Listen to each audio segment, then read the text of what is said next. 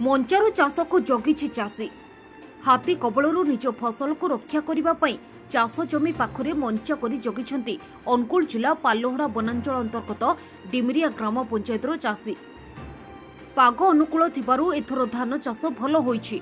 चलित वर्ष कोरोना महामारी चलिथिबा बेले धानरू 2 पैसा रोजगार करिबा बोली आशा रखिछि चाषी, हेले एबे से आशा मौली जिबाकु बसिछि। हाथीपाल गाँ को आसी एकर एकर धान फसल खाइबा सह नष्ट करि देउछन्ति। हाथीपालर 14टी हाथी थिबा सूचना मिलिछि। 6टा भीतर तो हाथी खाइदेले, जब्बर हाथी, बहुत हाथी, प्रबल हाथी। कोरोना टाइम कुआडे आम चलबू केमतिया करबू, एथुरु आम वर्ष सारा चलुथुरु सब खाइदेले, किछि नाही। आज्ञा पाखापाखि 25-30 फुट हाथी आसीथिले तो आमर बहुत गुड़े जमी नष्ट करिसेंती। हाथी प्रायतः 6टारू 7टा मध्य आसिक एकर एकर जमीर फसल नष्ट करिसेंती। वर्तमान तो लॉकडाउन जो रोजगार भी नहीं, फसल जदि एमती नष्ट हो आम कौन खाइबू कौन केमिति चलिबू। घटना सत कथा माने एक्चुअली परचेस मोर नाहंते हमर 14टा हाथी अछन टोटल, सेतिरु 3टा अछन टस्कर माने दंता हाथी आ 4टी छुआ अछन, ता सहित 7टा माई हाथी अछन।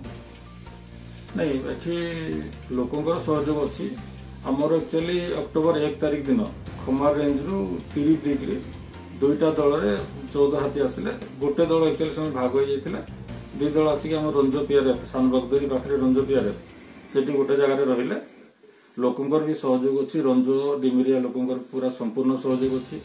समाने हम सहित पाखापाखि 50 रु 60 रंजो डिमरिया रे विलेजर्स हम सहित जाई हाथी पछरे माने केमती लोकंकर फसल रक्षा करे हमको साहाय्य भी कले।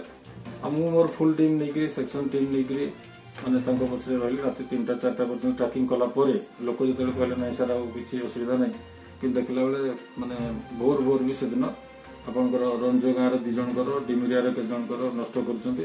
2 तारिख भी 2 जनकर करछन्ती, 3 तारिख रे भी करछन्ती। काली किंतु डिमरिया लोकंकर टिके अधिक परिमाण रे माने क्षयक्षति होइছে, जोटा कि राति मु भी निजे जाइथिली। वर्षा पई से माने वर्ष ग्रामवासी भी किछि करि पारलेनी, कि आमे भी संध्या समय जेतो वर्षा ला किछि करि पारलुनी। तथापि गला हाथी को घोड़ी की अधिक क्षयक्षति रक्षा करथिलु। तांको सहित राति पाखापाखि माने विलंबित राति पर्यंत हम सेठ थिलु। तापरे आज क्षयक्षति डिटेल आकलन पर जहा जଣା पड़िबो। वन विभाग सेठारे पहुंची हाथीपाल उपरे नजर रखिबा सहित राति रे घोड़ाइबा पई चेष्टा जारी रखिछि वन विभाग।